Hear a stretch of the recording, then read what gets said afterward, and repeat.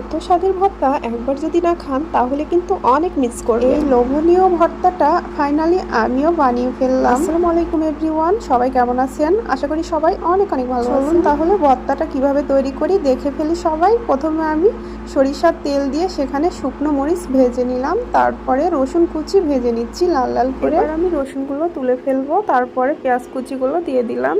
বেশ কিছুক্ষণ নাড়াচাড়া করার পরে কাঁচামরিচ দিয়ে দিলাম। শুকনো মরিচ কাঁচামরিচ দুটাই কিন্তু আমি অ্যাড করব, আর যে যেমন পরিমাণ ঝাল খাবেন তেমন পরিমাণই কিন্তু দেবেন। এবার আমি বাকি তেলে বাদামগুলো ভেজে নেব। বাদামগুলো একেবারে লো হিটে ভাজবো, যদি বাদামগুলো পুড়ে না যায়। 20 মিনিট সময় নিয়ে বাদামগুলো ভালো করে ভেজে নিলাম। এবার খোসাগুলো ছাড়িয়ে ব্লেন্ডারে ব্লেন্ড করে নেব। আমার ব্লেন্ডারে ব্লেন্ড করা হয়ে গেছে। এবার আমি চলে যাচ্ছি ভর্তা তৈরি করার জন্য। এবার আমি ভেজে রাখা শুকনো মরিচগুলো লবণ দিয়ে মসলিয়ে নিচ্ছি।